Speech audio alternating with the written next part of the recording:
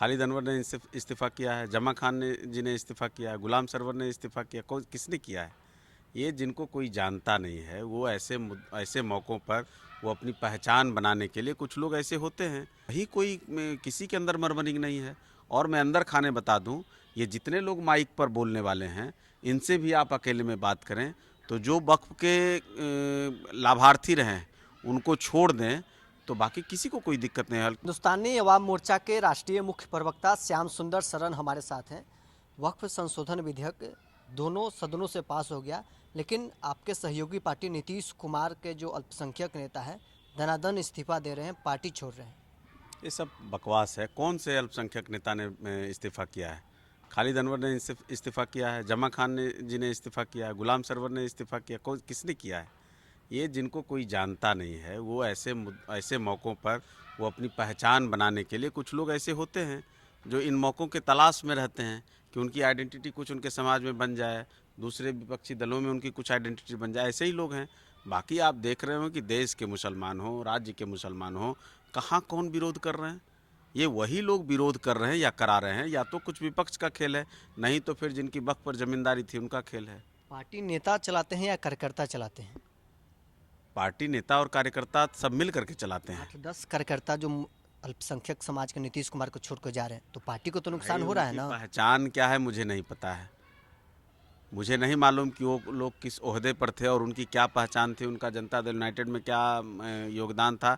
ये तो खैर जनता दल यूनाइटेड के नेता बोलेंगे, लेकिन हमारे भी पार्टी में अल्पसंख्यक नेता हैं और भी पार्टियों में हैं। तो कहीं पार्टी के अल्पसंख्यक नेता खुश हैं?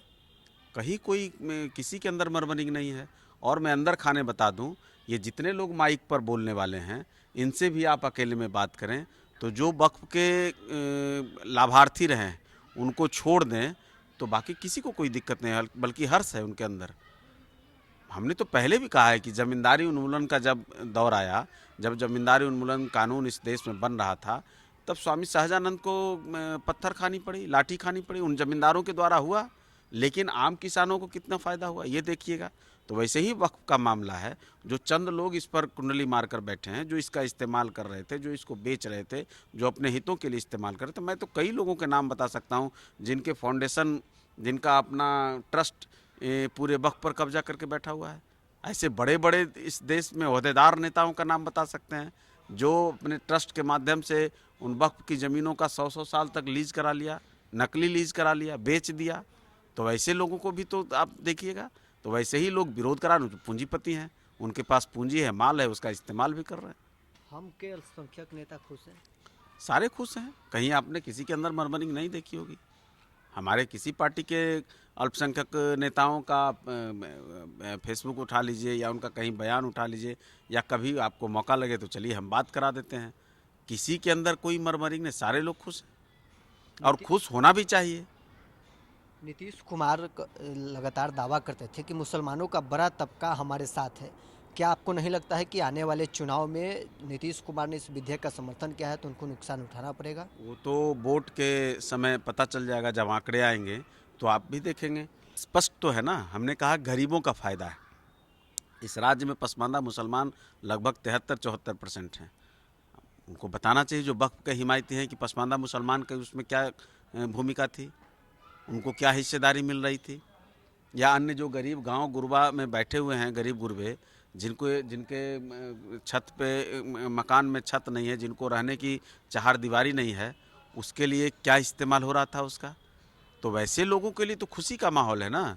और देखिए, कोई भी जब इस तरह का बड़ा कानून में बदलाव होता है जहां लोगों के, आम लोगों की सुविधा का ख्याल रखा जाता है, तो उसमें कुछ न कुछ भगदड़ होती है। उसका तो उदाहरण, मंडल कमीशन लागू हो रहा था तो क्या विद्रोह नहीं हुआ था? लेकिन ये लोग जो आज वक्फ का विरोध कर रहे हैं, ये वही तो गलती कर रहे हैं जो उस समय के सत्ताधीशों ने मंडल कमीशन का विरोध किया था। कांग्रेस पार्टी आज है, कांग्रेस पार्टी ने उस समय मंडल कमीशन का कितना विरोध कराया था, जम के विरोध कराया था, उत्पात मचवाया था, रक्त रंजित कराया था इसी धरती को। तो देखिए उसका नतीजा उनको क्या मिला। तो आज जो वक्फ के नाम पर जो इस तरह का ड्रामा करा रहे हैं, उनको मालूम हो जाएगा आम जनता किसके साथ है, गरीब जनता किसके साथ है, ये सब पता चलेगा। लेकिन तेजस्वी यादव की पार्टी लगातार कह रही है कि नीतीश कुमार और एनडीए के जो सहयोगी हैं, आपके सुप्रीमो जीतन राम मांझी हो गए, चाहे चिराग पासवान हो गए, बीजेपी और आरएसएस के गोद में बैठकर उनका चोला ओढ़कर मुसलमानों के जमीन हड़पने का काम करेंगे? देखिए, तेजस्वी प्रसाद यादव अपनी बात कुछ नहीं बोलते हैं। उनके दो रंगे बिल्ले हैं, एक हरियाणा के एक दिल्ली के, तो वो दोनों जो लिख कर देते हैं वही बोलते हैं। तेजस्वी प्रसाद यादव जी को पूछिए कि अपने पिताजी से बात करें कि भाई आप क्यों सदन में भाषण दे रहे थे, 2010 में अटर पटर बोल रहे थे, वक्फ के बारे में क्या क्या नहीं बोल रहे थे और कड़े कानून की बात कर रहे थे। तेजस्वी यादव जी को पूछना चाहिए प्रियंका गांधी से कि आखिर क्यों सदन से गायब रहीं, क्यों उन्होंने वोट नहीं किया। तेजस्वी यादव को पूछना चाहिए भाई राहुल गांधी जी से, नेता प्रतिपक्ष हैं राहुल गांधी, यहाँ बिहार में वो नेता प्रतिपक्ष हैं, वहाँ देश में नेता प्रतिपक्ष राहुल गांधी जी हैं। राहुल गांधी ने क्या भाषण दिया है, राहुल गांधी जी ने क्या बोला है। एक नेता प्रतिपक्ष को जितनी मुखरता से बात रखनी चाहिए थी, अगर वो उसके हिमायती नहीं थे, अगर वो वक्फ बिल का विरोध करना चाहते थे, तो अपने गिरोह के लोगों से बुलवा रहे थे, खुद बोलना चाहिए था ना, खुद कलेजा लेके आना चाहिए था सामने। ना वो रहे, भाषण में बहुत कुछ दिखा, ना प्रियंका गांधी रही, ना सोनिया गांधी जी ने कुछ बोला।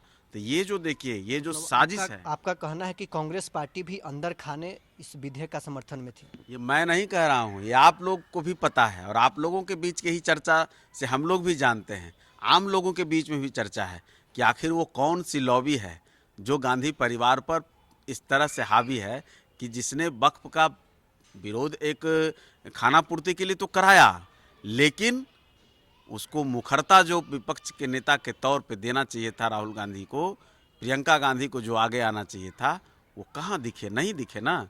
आखिर क्यों नहीं दिखे? जाति जनगणना पर तो पूरा छाती पीटते हैं राहुल गांधी, संविधान की किताब लेके घूमते हैं और कई मुद्दों पर आपने देखा होगा कि चलिए जो बोलते हैं, जो उनका ज्ञान है, जितना ही बोलने आता है उतना ही बोलते तो थे, लेकिन वक्त पर उनका भाषण जरा बताइए, उनका संवाद बताइए, उनका कोई प्रेस कॉन्फ्रेंस बताइए, उनकी कोई सभा बताइए। सीए एनआरसी पर तो खूब ड्रामा कराया इन लोगों ने, किसान बिल पर तो खूब इन लोगों ने ड्रामा किया, लेकिन वक्फ बिल पर इनके हवा गुम हो गई। उतरे ना सड़क पे, है हिम्मत तो जनता के बीच में जाएं, लेकिन चंद लोगों को या गरीब लोगों को इस्तेमाल करके ड्रामा कराना। अरे भाई, अगर है दम तो कोई पार्टी आए, वो सड़क पे आए, दिखाए ताकत। भाई कहीं मुसलमान लोग बेचारे बैठ जाएंगे तो उनकी सभा में जाके भाषण दे देंगे, उनका माइक, उनका माला, उन्हीं का मंच, वहाँ जाकर अपना नेता बनेंगे, लेकिन जनता के बीच में जाने की हिम्मत नहीं करेंगे। तो चलिए, हिंदुस्तानी अवाम मोर्चा के राष्ट्रीय मुख्य प्रवक्ता श्याम सुंदर शरण हमारे साथ थे। सीएम नीतीश की पार्टी जनता दल यूनाइटेड से अल्पसंख्यक नेता पार्टी छोड़ रहे हैं, दनादन इस्तीफा दे रहे हैं। इस पर हमने इनसे बातचीत की है। इन्होंने साफ तौर पर कहा है कि अल्पसंख्यक समाज पूरी तरह से नीतीश कुमार और एनडीए के साथ है, कहीं कोई अल्पसंख्यकों में दिक्कत नहीं है। तेजस्वी यादव और उनकी पार्टी की ओर से भ्रम फैलाया जा रहा है। बहरहाल, इसको में इतना ही। आप बने रहे न्यूज़ 4 नेशन के साथ।